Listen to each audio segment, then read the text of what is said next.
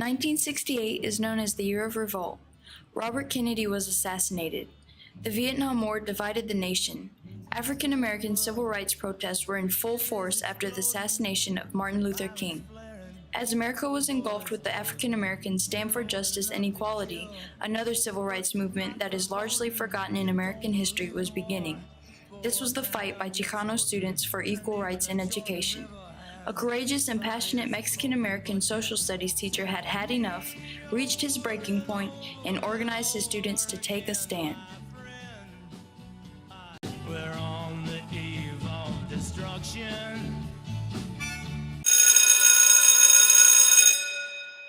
Although the Supreme Court ended desegregation in 1954, schools still discriminated. In 1967, Mexican-American student known as Chicanos or Chicanas had a 75% high school dropout rate. Due to discriminatory school policies, Chicano students were scheduled for vocational training or into classes for the mentally disabled. Racism and prejudice from teachers and administrators discouraged Chicanos from higher learning. As a result, there were fewer Hispanics in colleges. I have no memory of anyone ever sitting me down and telling me what college was or what I needed to do or giving me an application. If a student was caught speaking Spanish, they were punished with swats. What'd I do? You spoke Spanish, you know the rules.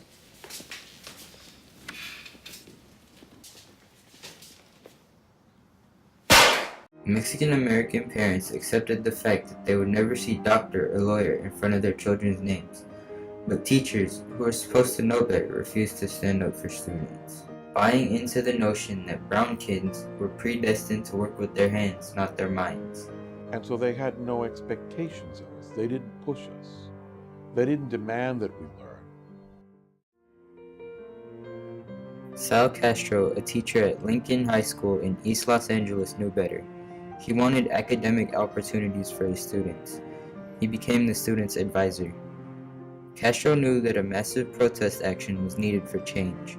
By the time Chicano students walked out of their schools protesting decades of discrimination, tensions had been rising.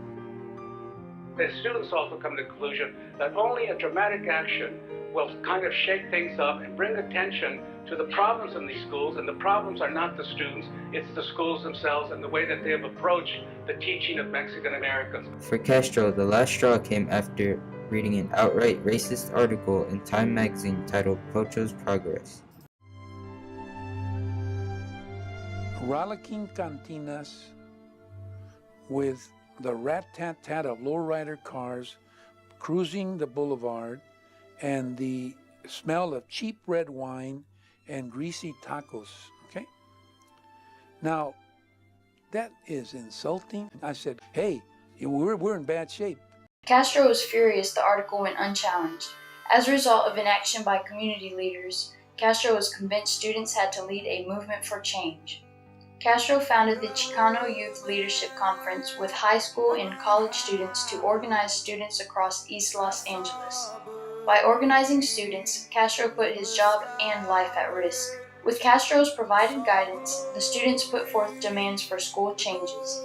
They included small things like more ethnic food, but also larger requests like more Mexican-American history courses, more Mexican-American teachers and counselors. Been disrupted by its failure to communicate with the Mexican-American. That is the disruption. When 57% of the students at Garfield drop out year after year, there has to be a problem. We're not operating in a vacuum. There's social injustice. Students pleaded and made speeches and got nada. By March 1968, Castro and his students were done asking for change. The only option students had left was the threat of action or direct action itself. Students were told if they walked out, they would be punished with expulsion. At first, Castro planned on using the threat of a walkout as a bluff, but events disrupted his plan. On Thursday, February 29th and Tuesday, March 4th, both Wilson and Garfield High staged walkouts. Garfield's walkout ended Castro's bluff. The next day, approximately 15,000 students in 5 East LA schools, Lincoln, Wilson, Garfield, Belmont, and Roosevelt, walked out. It was the first major mass protest against racism by Mexican Americans in the history of the United States. What they did was brave beyond their years. Teenagers were taking adult risk for rewards of equality in the future. We had two choices that morning as kids, as students. We could either do nothing, not walk out, and let the conditions continue, or we could take a stand. And we chose to walk out, and I chose to walk out that morning. Unfortunately, over the next few days, the peaceful protests turned violent. People knew police and riot gear beat up students inside of Belmont and Roosevelt High after teachers trapped them behind locked doors. The newspapers and TV stations showed up, but Castro said the footage as well as written accounts of the beatings never saw the light of day in print or on the air. Within 18 months of the walkout, the number of Chicano students attending UCLA jumped from 42 to 1,250. Over time, Mexican Americans became school administrators and elected officials. In turn, they unlocked academic doors for more teachers and students. Future generations took it as a right and a duty to protest injustice in Chicago, Denver, and again in Los Angeles. Young Latinos and older ones used their numbers and their new voices to protest the war in Vietnam and the disproportionate numbers of Chicanos drafted and killed. Prior to the blowouts, the only thing the country knew about Mexicans was Cesar Chavez and the farm workers. America had overlooked the urban Mexican. The blowouts changed this impression. When Chicanos saw the results of the blowouts, there was no turning back. The walkouts brought attention to the problems faced by Mexican Americans in the public schools in the southwestern United States and California.